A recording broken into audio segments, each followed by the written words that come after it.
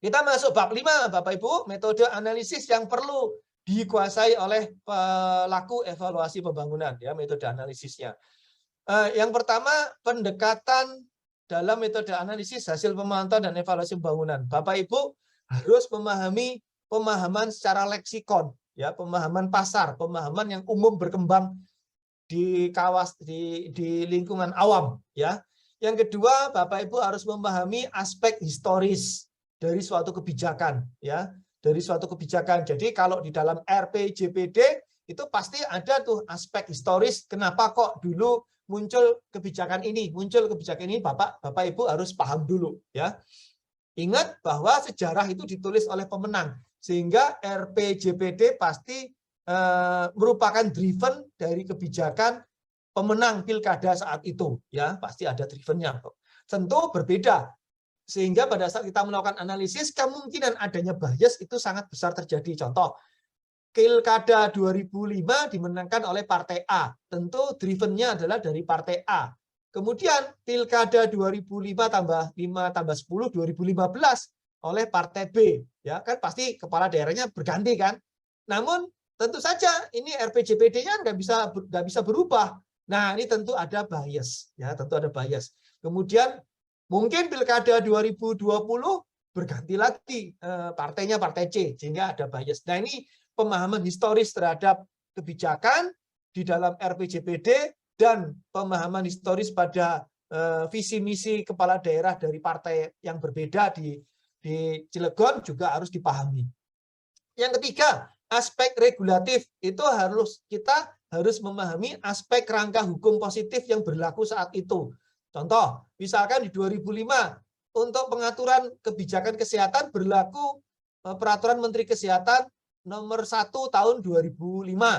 Nah, itu bisa jadi berubah di tahun 2010. Peraturan Menteri Kesehatan nomor 10 tahun 2010. Yang tentu substansinya bisa jadi berubah. Nah, kita harus perlu memahami perubahan regulasi tersebut, ya. Bisa jadi berubah lagi nanti di tahun 2020. Ya, contoh Permendagri, dulu ada Kepmendagri 79 apa 59 ya. Dulu Kepmendagri 79 tahun 57 tahun 2009. Lalu ada Permendagri nomor sekian. Kemudian ada lagi Permendagri tahun 86 tahun 2017. Ada tiga regulasi Mendagri yang berubah. Yang tentu substansinya akan berubah. Padahal RPJPD itu 20 tahun. Dalam 20 tahun bisa jadi ada 3 regulasi yang mengatur. Nah, ini kita harus hati-hati juga. Kemudian yang ketiga, pemahaman teoritik akademik, ya. Ini yang paling gampang sebetulnya. Karena ini tentu kita masing-masing memiliki background akademik tertentu, ya. Kemudian yang kelima adalah kontekstual kebijakan, pemahaman sesuai kebutuhan. Nah, tentu kalau kita menulis tahun 2005 kebijakan kemiskinan penting, sangat diperlukan, tapi saat ini 2022 sudah 17 tahun. Mungkin kebijakan kemiskinan sudah tidak kontekstual lagi, sudah tidak sesuai dengan kebutuhan zaman. Nah, hal tersebut sangat mungkin terjadi. Nah, kita harus perlu mengetahui itu supaya tidak ada bias dalam melakukan pilihan alternatif kebijakan. Pada saat kita nanti selesai melakukan analisis terhadap hasil evaluasi RPJPD, ya, ini kontekstual kebijakan ini penting. Kemudian peran Renbang, ya, perkembangan penerapan sesuai kebutuhan. Contoh, dulu tahun 2005 barangkali transformasi digital tidak penting, gitu ya. Nah, sekarang 2022 transformasi digital menjadi penting.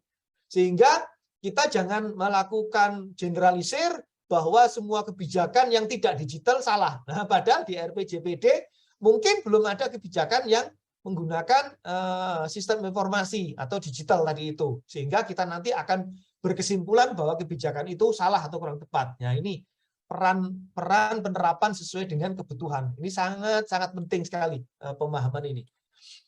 Oke, dari perspektif dari pendekatan ini Bapak Ibu ada beberapa perspektif, ya. Pertama adalah perspektif operasional, kedua adalah perspektif kinerja, ketiga perspektif pragmatis, keempat adalah perspektif regulasi pemerintah, kelima adalah perspektif affirmative action, ya. Nah, Perspektif ini harus kita pahami dalam melakukan analisis hasil pemantauan evaluasi. Dalam melakukan analisis evaluasi, kita harus memahami perspektif ini.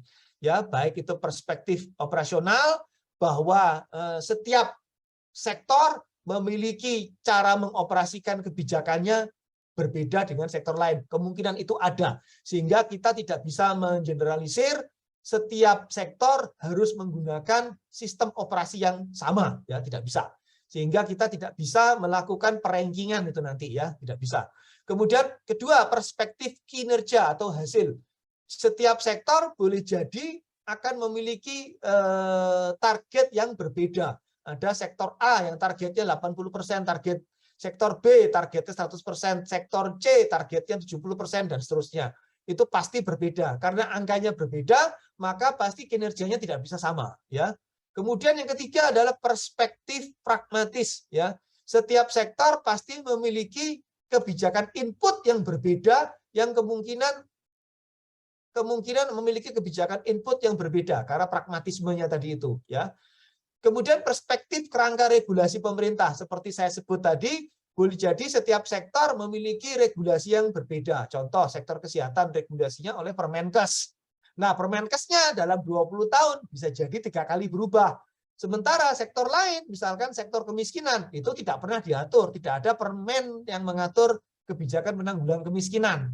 Ya, tidak ada permen yang mengatur kebijakan penanggulangan kemiskinan. Sehingga dari 2005 sampai 2025, sama terus regulasinya, yaitu tidak ada regulasi. Gitu ya. Nah, sektor pendidikan mungkin Permendikbudnya berubah sekian kali dan seterusnya ya. Kemudian perspektif lainnya adalah perspektif affirmative action.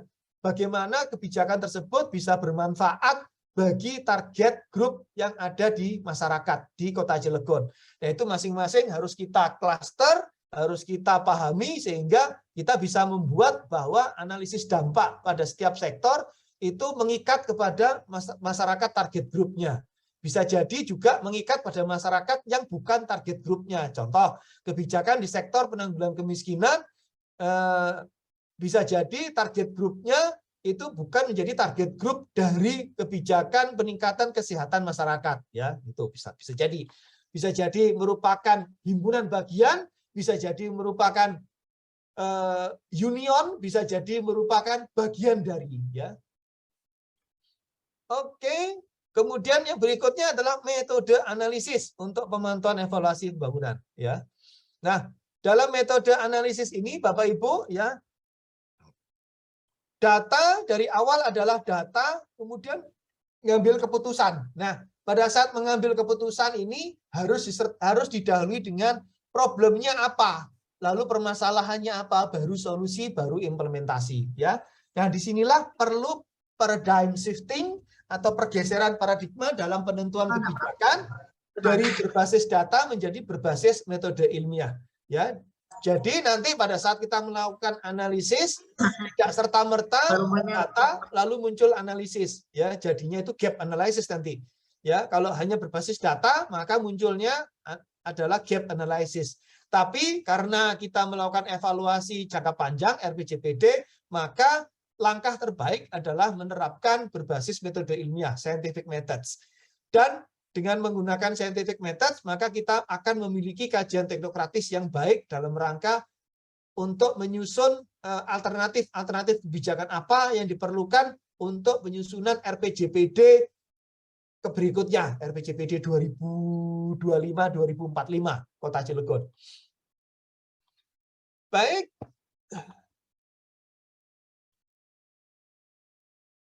Ya.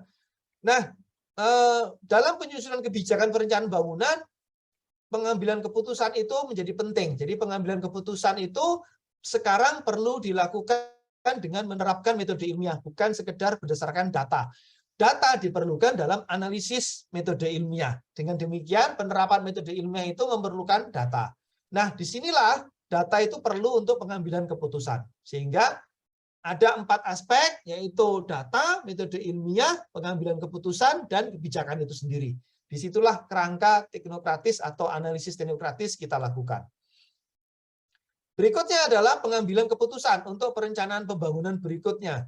Ada 3 cara, yaitu cara fonetik, cara sinkretik, dan cara saintifik. Ya, masih ingat Bapak Ibu siklus manajemen pembangunan? Ini 10 titik siklus manajemen pembangunan. Dan nanti setelah kita melakukan analisis teknokratik, kajian teknokratik, maka dalam pengambilan kesimpulannya itu ada 3 caranya. Bisa fonetik, bisa sinkretik, bisa saintifik. Yang cara fonetik itu caranya adalah unik. Setiap sistem itu unik. Jadi produk kebijakan berbeda dengan produk hasil evaluasi. Karena tidak dalam satu siklus manajemen pembangunan. Karena masing-masing berdiri sendiri. Jadi antara perencanaan kebijakan dengan evaluasi itu berdiri sendiri, tidak dalam siklus manajemen pembangunan. Sehingga hasil evaluasi itu akan diterapkan dalam perencanaan berikutnya karena secara fonetik memiliki kesamaan cara pengucapan, ya, kesamaan bahasa. Ini yang paling sering dilakukan oleh para perencana kebijakan, perencana pembangunan, ya, adalah perencanaan fonetik. Misal, kesimpulan hasil analisis itu tidak sama dengan input untuk bahan baku penyusunan kebijakan. Sehingga hasil evaluasi ini hanya menjadi rujukan secara konten terhadap substansi kebijakan, hanya karena fonetiknya aja. Misal, hasil analisisnya berbunyi bahwa penanggulangan kemiskinan penanggulangan kemiskinan perlu dikontribusi dari peningkatan lama sekolah. Jadi semakin panjang lama sekolah, maka penanggulangan kemiskinan akan semakin menurun. Nah, secara fonetik di sini berarti ada 2, kemiskinan dan pendidikan. Nah, ini kemudian masuk ke dalam bahasa kebijakan, ya, kemiskinan dan pendidikan, karena secara fonetik sama gitu ya. Tanpa kita mendalami kebijakan kemiskinan yang mana yang diperlukan, kebijakan pendidikan yang mana yang diperlukan. Apakah kebijakan kemiskinan struktural atau kebijakan kemiskinan kultural, struktural, kultural, ya, ataukah kebijakan pendidikan dasar, kebijakan pendidikan menengah, kebijakan pendidikan tinggi. Ini nggak ditentukan itu, karena ini fonetik. Pokoknya pendidikan, pokoknya kemiskinan, jadi kebijakan. Nah, kelebihan teknik ini adalah cepat, ya, cepat diambil, butuh waktu yang cepat, ya. Namun kualitasnya minim, ya, minim. Nah, kemudian yang kedua adalah cara sinkretik, satu sistem. Jadi proses perencanaan dan proses evaluasi dilaksanakan dalam satu sistem, yaitu sistem evaluasi itu sendiri, ya.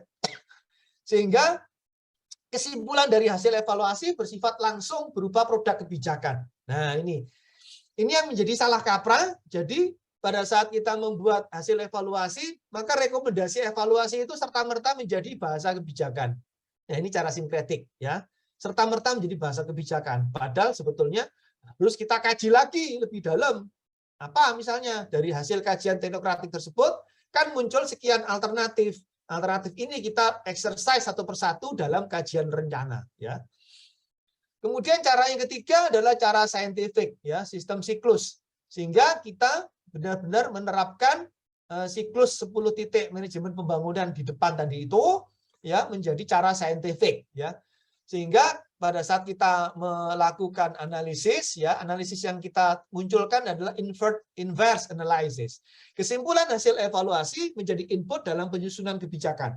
Jadi hasil kajian teknokratik adalah input kebijakan, ya, bukan output kebijakan. Input kebijakan. Hasil kajian teknokratik adalah input kebijakan, bukan output kebijakan. Input kebijakan.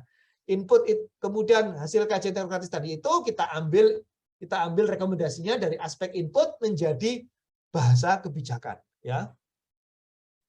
Nah, ini yang tadi sudah saya sampaikan, ya, di dalam pengambilan keputusan secara saintifik, maka kita harus menggunakan 10 siklus manajemen pembangunan ini. Nah, bagaimana cara penyajian scientific methods dalam kajian pembangunan, dalam kajian teknokratik pembangunan? Nah, kita bisa menerapkan model SPIDI ini, ya, SPIDI.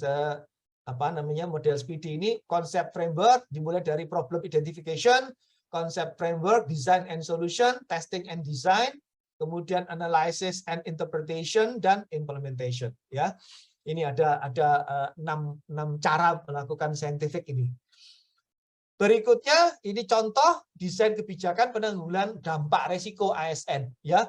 Maka pada saat kita melakukan saintifik yang kita cari itu adalah X ini ya, variabel bebasnya X1, X2, X1 faktor jarak ke tempat kerja, X2 faktor status kepegawaian, X3 faktor tanggungan dalam keluarga, dan seterusnya. Ini ada 13 faktor ya.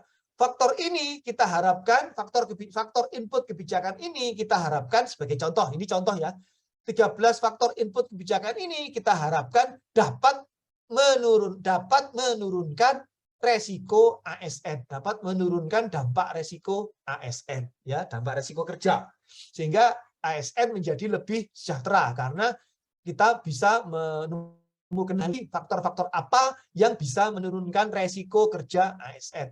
Nah, kita uji nih dari 13 kemungkinan resiko ini mana yang memiliki dampak resiko terbesar. Nah, apabila misalnya kita kenali dari 1 sampai 13 ini, 1 sampai 5 misalkan, itu merupakan faktor yang memiliki dampak resiko tinggi. Nah, berarti 1 sampai 5 ini bisa kita hapus, maka yang kita masukkan dalam kebijakan adalah 6 sampai 13. Sehingga 6 sampai 13 ini masuk dalam kebijakan perencanaan, ya. Ini contoh kita menerapkan scientific methods pada pengukuran dalam pelaksanaan kajian teknokratis untuk mengukur faktor-faktor apa saja yang diperlukan sebagai input kebijakan. Sehingga dengan input kebijakan ini kita bisa jadikan nanti di dalam perencanaan target pencapaian ini kita sudah jelas, kita sudah pasti ya, dari faktornya adalah faktor 6 sampai 13 yang boleh masuk, faktor 1 sampai 5 tidak. Nah, itu misalnya seperti itu dari hasil kajian teknokratiknya.